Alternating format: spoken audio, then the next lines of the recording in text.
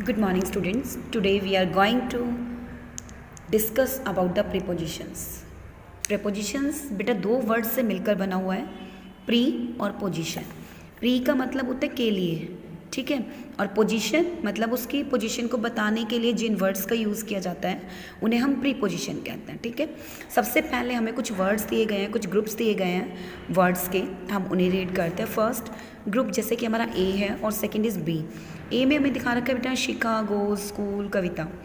शिखा जाती, स्कूल, कविता, इसका कोई पर्टिकुलर मीनिंग नहीं निकलता, लेकिन अगर हम इसमें यूज़ कर देते हैं शिखा गोज़ टू स्कूल विद कविता, शिखा जो है वो स्कूल जाती है किसके साथ, कविता के साथ, तो ये एक पर्टिकुलर मीनिंग हो जाता है. ठीक है ना, तो यानी कि हम एक लिटिल सेंस देने के लिए भी इनका यूज़ कर, हम जो उसको प्रॉपर लैंड सेंस देने के लिए, कंप्लीट सेंस देने के लिए भी यूज़ करते हैं. ठीक है, तो इसके अंदर कुछ वर्ड्स ऐसे होते हैं जो वर्ड्स मतलब कंप्लीट सेंस देने के लिए या फिर उसको उसकी पोजीशन को फाइंड आउट करने के लिए भी यूज़ किए जाते हैं, वो हमारे क्या कहलाते हैं, प्रेपोजिशन कहलाते हैं. Preposition is a word often placed before a noun or pronoun, shows its relation to some other word in the sentence. अब देखो बेटा, प्रीपोजिशन वो वर्ड होते हैं जो कि एक प्लेस पर नाउन या प्रोनाउन की जगह यूज़ किए जाते हैं, या फिर उनके रिलेशन को, जो वर्ड्स उस सेंटेंस में आए हैं उनके रिलेशन को एक दूसरे के साथ बताने के लिए यूज़ किए जाते हैं, वो हमारी क्या कहलाती हैं, प्रेपोजिशन कहलाती हैं. अब फर्स्ट जो प्रेपोजिशन है वो हमारी आती है प्रेपोजिशन ऑफ टाइम, यानी कि हम टाइम के लिए प्रेपोजिशन, कौन कौन से प्रेपोजिशन का यूज़ करेंगे. जैसे ऐसी प्रेपोजिशंस जो कि हमारे लिए टाइम के लिए यूज़ की जाती है, उसमें बेटा हमारी आती है at, in, on, in, with in, till, by, since, from, for, before, after, during. ये सभी प्रेपोजिशंस जो होती हैं टाइम के लिए यूज़ की जाती हैं. जैसे एट का जो यूज़ होता है वो हम करते हैं a definite point of time के लिए, जब हमें एकदम पर्टिकुलर टाइम दिया हुआ है, जैसे 8 o'clock, at 8 o'clock, at 5 o'clock, at sunset, at Christmas. In is use to indicate a period of time, और इनका जो यूज़ होता है वो पीरियड ऑफ टाइम के लिए यूज़ होता है, यानी कि एक समय की अवधि के लिए. जैसे एक मंथ में हो सकता है, एक वीक में हो सकता है, in week, in month, in August, in spring, in 5 minutes, in the morning, in the evening. ठीक है ना, तो ये सभी के सभी हमारे जो है इनका यूज़ कब होगा, जब हमें पीरियड ऑफ टाइम दिया गया होगा. एट का यूज़ कब होगा, जब हमें डेफिनेट पॉइंट ऑफ टाइम दिया गया हो. और ऑन का यूज़ तब होता है बेटा जब भी हमारी कोई डेट के बारे में बात करते हैं या फिर किसी भी डे के बारे में बात की जाए पर्टिकुलर, यानी कि नेम ऑफ द डे हो या डेट्स हो, तो हम किसका यूज़ करेंगे, ऑन का यूज़ करेंगे. जैसे on Sunday, on 26 January, on Christmas, है ना, इवेंट्स एट्सेट्रा.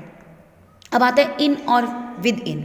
अब देखो दोनों में माइनर डिफरेंस है. इन जो होता है वो डिनोट करता है at the end of a period of time in the future, यानी कि वो टाइम जो फ्यूचर में कभी भी मतलब ख़त्म होने वाला होता है. जैसे I shall be back in 2 days, मैं वापस आ जाऊंगा 2 दिन में, आने वाले 2 दिनों में, है ना. और विद इन जो होता है ये before the end of a period time को डिनोट करता है. जैसे I shall be back within 2 days, हो सकता है मैं 2 दिनों के अंदर वापस आ जाऊँ, है ना. अब आते बेटा टिल और बाय. तो जो हमारा टिल होता है और जो बाय होता है, इन दोनों का क्या मतलब होगा. देखो टिल मीन्स अप टू के लिए यूज़ होता है ये, ठीक है, एंड पॉइंट ऑफ टाइम के लिए हम अनटिल का यूज़ करते हैं. आई शैल वेट फॉर टिल संडे, मुझे वेट करना चाहिए कब तक, संडे तक. और बाय का मीनिंग होता है नॉट लेटर दैन, यानी कि इसके ज़्यादा लेट नहीं होना चाहिए. He will finish this work by March, ये जो है अपने काम को ख़त्म कर देगा कब तक, मार्च तक, यानी कि एक लास्ट पॉइंट जब दे दिया जाए तब. और सिंस, फॉर और फ्रॉम, ये 3 चीज़ें हैं. तो सिंस का यूज़ तो आप सभी को पता है, अ पॉइंट ऑफ टाइम, ये हम टेंस में भी कर चुके हैं. जब भी हमें एक पॉइंट दिया जाता है टाइम का, जैसे since morning, since Monday, since Friday, है ना, सिंस 1946, तो जब भी हमें एक पर्टिकुलर टाइम दिया जाता है तो हम सिंस का यूज़ करते हैं. और पीरियड ऑफ टाइम के लिए हम फॉर का यूज़ करते हैं, जबकि हमें ये नहीं पता होता कि वो टाइम कौन से वाले फॉर है. जैसे ही लिव्ड हेयर फॉर 2 years अगो, वह 2 साल से यहाँ पर रह रहा है, तो कौन से 2 साल, आने वाले, जाने वाले, नहीं पता. ऐसे ही फ्रॉम का यूज़ कब होता है बेटा, फ्रॉम का यूज़ तब होता है जब हमें अ पॉइंट ऑफ टाइम दिया हो परंतु उसकी एक अवधि दी गई हो. जैसे ही worked from morning till evening, वह मॉर्निंग से लेकर इवनिंग तक यहाँ पर कार्य करता है। The office remain closed from 1 PM to 2 PM, office का जो बंद होने का टाइम है वो 1 से 2 बजे के बीच का रहता है। तो ये जब हमें पीरियड ऑफ टाइम दिया हुआ, एक पॉइंट ऑफ टाइम दिया हुआ कि इस टाइम से इस टाइम तक ये काम होगा, तो पॉइंट ऑफ टाइम के साथ साथ उसकी एक अवधि भी दी जाती है, तो हम फ्रॉम का यूज़ करते हैं।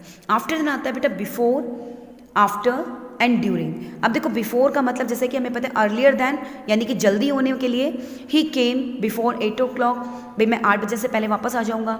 आफ्टर ये बाद के लिए होता है, he reached there after the meeting, वह वहाँ पर तब पहुँचा जब तक कि मीटिंग खत्म हो चुकी थी। और ड्यूरिंग वो होता है बेटा जब भी हमारा कोई काम चल रहा होता है उसके दौरान, उसके मिड की जब बात की जाए, जैसे we work during the day and sleep during the night, कि भाई देखो अब ये कहते हैं कि we work during the day, हम क्या कर रहे हैं, वर्क कर रहे हैं in the during the day, दिन के समय में, और स्लीप कर रहे हैं कब, इन द नाइट, यानी कि रात के समय में। I shall visit you during the vacation, मैं आपको विजिट कर सकता हूँ कब, वेकेशंस के टाइम पे, ठीक है बेटा। तो ये हमारी जो है preposition थी किससे रिलेटेड, टाइम से related. I hope you all are understand, watch this video carefully and try to find out the exercise 43। Thank you.